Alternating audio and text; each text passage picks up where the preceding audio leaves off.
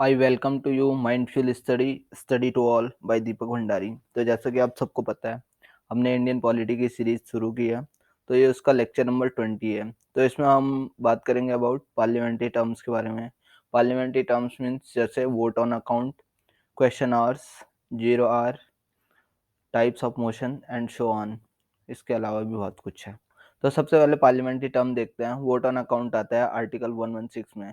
Lok Sabha can grant a limited sum from consolidated fund of India to the executive to spend till appropriation act is pass by the parliament, there is no discussion on it.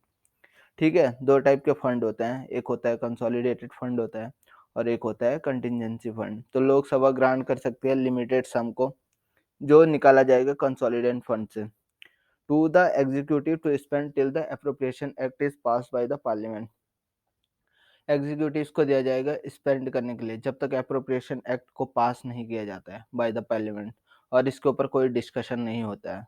तो इसको बोलते हैं vote on account. Article 116 के अंदर आता है। Most important part है ये क्वेश्चन आवर्स। क्वेश्चन आवर क्या होता है?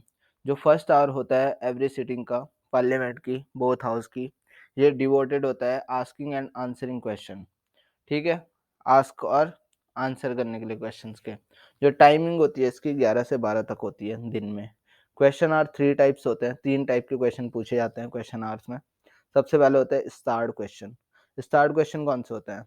These question are to be answered only orally on the floor of the house. Supplementary question can also be asked here.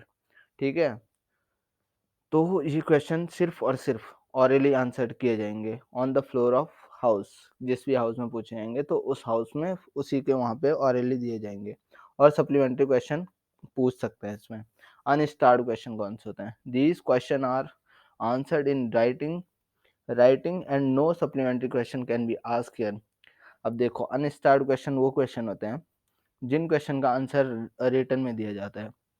ठीक है, किसी मिनिस्टर से पूछ लिया किसी अपोजिशन पार्टी ने, तो वो रिटर्न में उसका आंसर देगा, और इसमें सप्लीमेंट्री क्वेश्चन नहीं पूछे। Supplementary question can be ask here, no supplementary question can be ask here. अब सप्लीमेंट्री क्वेश्चन नहीं पूछ सकते। पता चल रहा है यहाँ एक एक महीने हो गया, पहले उसने आंसर दिया, फिर वो दूसरा क्वेश्चन पूछ रहा है, फिर उसका आंसर रिटर्न में दे रहा है। तो अनस्टार्ड क्वेश्चन में सप्लीमेंट्री क्वेश्चन नहीं पूछ सकते आप। तीसरा आता है शॉर्ट नोटिस क्वेश्चंस आते हैं। This question related to issue of public importance and can be ask within notice shorter than 10 day prescribe for ordinary question. देखो, क्वेश्चन आर ये शॉर्ट नोटिस क्वेश्चन ऐसे होते हैं जिनको 10 दिन पहले विदाउट मतलब शॉर्ट नोटिस पे पूछ सकता है। अब ऐसा नहीं है कि वहाँ हर कोई क्वेश्चन पूछ सकता है, पहले वहाँ लोकसभा स्पीकर के पास देने पड़ते हैं कि हम ये क्वेश्चन पूछेंगे, फिर वो डिसाइड करता है कि स्टार क्वेश्चन है नो अनस्टार क्वेश्चन है। शॉर्ट नोटिस पे तो 10 डे प्रायर लेनी पड़ेगी तुम्हें वो। ठीक है, ऑर्डिनरी क्वेश्चन और पब्लिक इंपॉर्टेंस में होती है ये। तो ये 3 टाइप के क्वेश्चन, ये क्वेश्चन आर हो गया। जीरो आर, जीरो आर क्या होता है? It is an Indian innovation and it is in existence since 1962। तो ये इंडियन की इनोवेशन है और एग्जिस्ट करता है फ्रॉम 1962 से।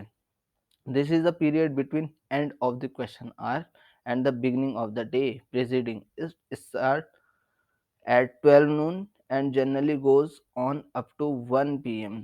ठीक है, तो वो क्वेश्चन हो गया। अब इसमें जीरो आर के बारे में बताया गया है। तो सबसे पहले क्वेश्चन आर था, फिर इसमें जीरो आर से सबसे ज़्यादा इंपॉर्टेंट है। 1962 से स्टार्ट किया गया था, और ये एक ऐसा पीरियड होता है, ये period between end of question hour, जब क्वेश्चन आर खत्म हो जाता है और बिगिनिंग होती है डे की, डे प्रोसीडिंग की। सबसे पहले क्वेश्चन आर होता है, आपको पता है। उसके बाद बिगिनिंग होती है इसकी प्रोसीडिंग की किसी भी हाउस की। तो it start at 12 noon and generally goes on up to 1 PM। 12 बजे से शुरू होता है और 1 बजे तक जाता है। There member raise any issue of public importance on very short और इवन विदाउट नोटिस। कोई विदाउट नोटिस के भी और विद शॉर्ट पीरियड नोटिस के पूछ सकते हैं यहाँ पे क्वेश्चन, इसीलिए इसको बोलते हैं जीरो आर। इसमें कोई भी क्वेश्चन पूछ सकता है किसी भी मिनिस्टर से। ठीक है, इसके बाद आता है हाफ एन आवर डिस्कशन। अब हाफ एन आवर डिस्कशन क्या है? This is a kind of discussion on matter arising out of the question already. पहले क्वेश्चन पूछ चुके हैं इस पे, उनमें से क्वेश्चन जो निकलते हैं उस पर डिस्कशन होता है। Answer in the house can be held in the Lok Sabha during the last half hour of the sitting on Monday, Wednesday and Friday.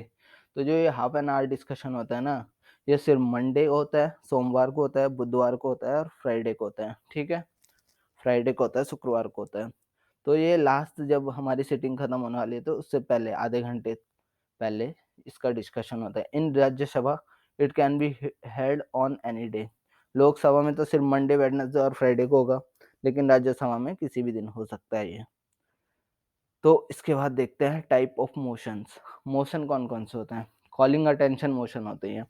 A member may with the prior permission of the speaker call the attention of minister to any matter of urgent public importance. It does not exist in the Rajya Sabha which has instead motion of papers. ठीक है, तो क्या है motion? ये क्या है? Calling attention motion ये है कि जो मेंबर होगा कोई लोकसभा का, तो वो प्रायर परमिशन ले लेता है। किससे? स्पीकर जी से ले लेता है। तो स्पीकर से ले लेता है, तो वो जो मिनिस्टर होगा रिलेटेड मिनिस्ट्री से, तो उससे क्वेश्चन पूछता है वो पब्लिक इंपॉर्टेंस में। अर्जेंट पब्लिक इंपॉर्टेंस होती है कोई, तो उसके रिगार्डिंग उससे क्वेश्चन पूछे जाते हैं। ठीक है, और ये राज्यसभा में एग्जिस्ट नहीं करता है, वहाँ मोशन ऑफ पेपर चलता है। ठीक है, इसके बाद देखते हैं adjournment motion. This motion is draw the attention of the house to a recent matter of urgent public importance. Means इस मोशन में क्या होता है? इस मोशन में ये होता है कि मोशन मतलब क्या समझ रहे हो आप? मोशन मतलब एक टाइप की एक वो हो गई कि ध्यान खींचना उसका। ठीक है, अब ये मोशन तब लग जाता है जब कोई अर्जेंट मैटर होता है पब्लिक इंपॉर्टेंस का, हैविंग सीरियस कॉन्सिक्वेंसेज, जिसके सीरियस कॉन्सिक्वेंसेज होते हैं, प्रभाव होंगे जिसके बाद में। ठीक है, तो उस रिगार्डिंग में ये मोशन लाया जाता है, अर्जेंटमेंट मोशन। ये concern the speaker and supporter of the 50 member of the house is required for the admittance of such a motion. इस मोशन को स्टार्ट करने के लिए या लाने के लिए 50 मेंबर का सहमति होनी जरूरी है। तो ये आप देख लीजिए, अर्जेंटमेंट मोशन ये हो गई। इसके बाद मोशन और नो कॉन्फिडेंस मोशन। ठीक है, नो कॉन्फिडेंस मोशन क्या होती है? It is an expression of lake of confidence in the ministry.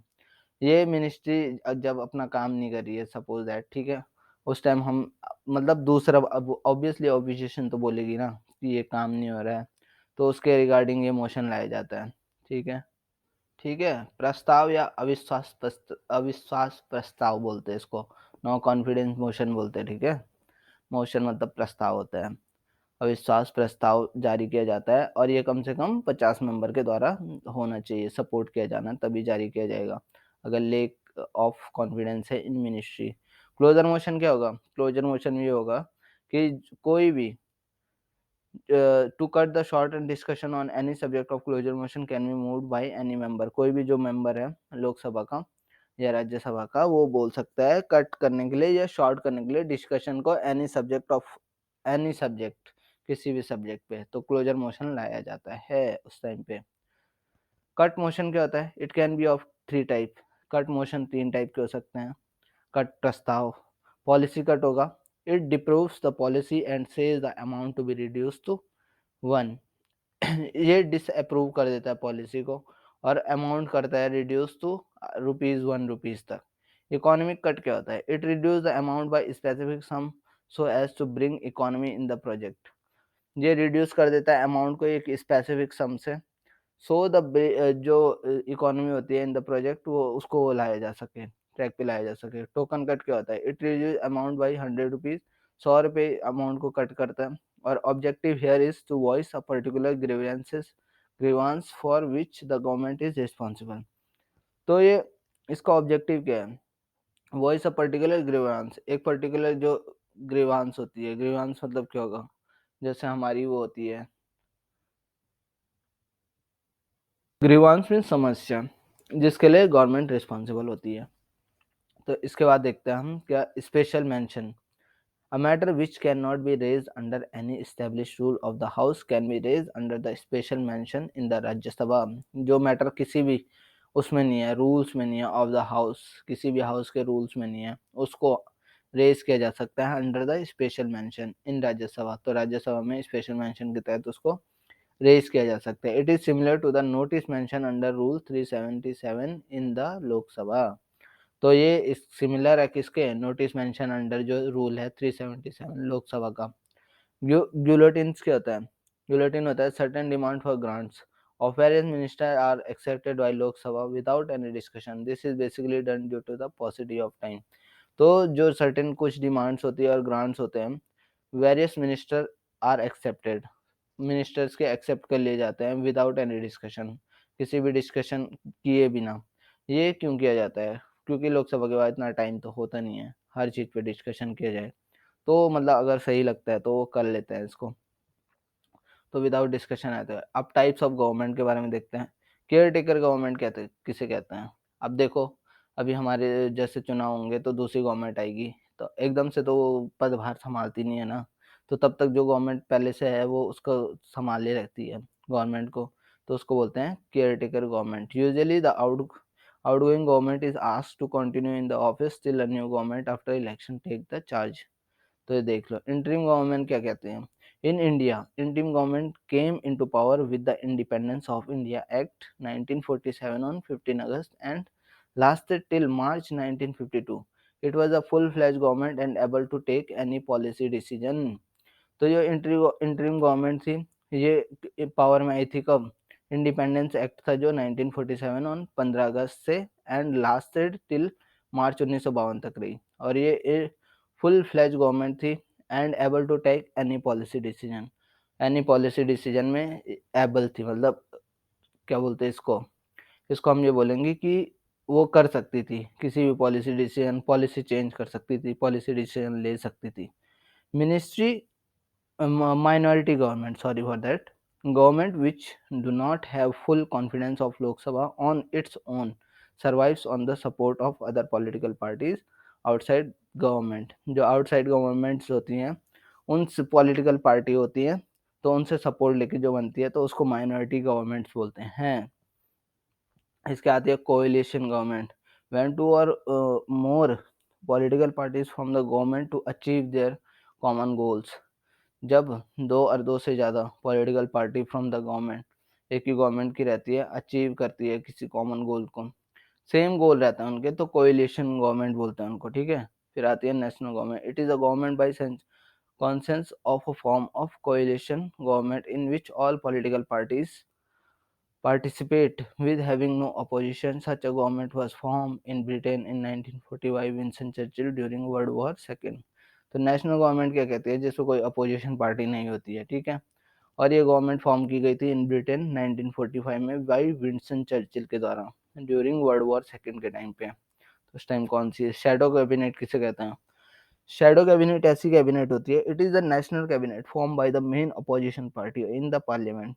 ठीक है, जो मेन अपोजिशन पार्टी होती है पार्लियामेंट में उसके द्वारा फॉर्म की जाती है। Where is the member are assign certain special function to perform. तो मेंबर को असाइन किया जाता है स्पेशल फंक्शन को परफॉर्म करने के लिए। Such member leads to opposition during discussion in parliament. It is also called cabinet in waiting. ठीक है, इसको हम दूसरे भाव में क्या बोल सकते हैं, कैबिनेट इन वेटिंग कह सकते हैं। और ये लीड करती है अपोजिशन को ड्यूरिंग डिस्कशन इन पार्लियामेंट। जो डिस्कशन होता है पार्लियामेंट में उस टाइम वो करती है, क्या करती है, लीड करती है। लास्ट में आता है hung parliament. Hung parliament very very important, when no political party और pre election coalition of political parties is in opposition to form a majority government. ठीक है, हंग पार्लियामेंट किसको बोलते हैं, झूलती हुई गवर्नमेंट बोलेंगे ना इसको, कि जब मतलब कोई भी पार्टी के पास फुल मेजॉरिटी नहीं होती है तो उसको बोलते हैं हंग पार्लियामेंट, मतलब मिली जुली सरकार, इन सबका मतलब यही है, कोएलिशन की सरकार भी उसी को बोलते हैं। So I hope you like the information. If you like the information hit the like button. अगर आपको इसकी पीडीएफ चाहिए तो मैं डिस्क्रिप्शन बॉक्स में लिंक डाल दूंगा, ज्वाइन कर लीजिए टेलीग्राम चैनल को, तो आपको वहाँ मिल जाएगी डिस्कशन उसके रिवीजन के पर्पज़ के लिए। सो जय हिंद, जय Bharat. Thank you so much for listening.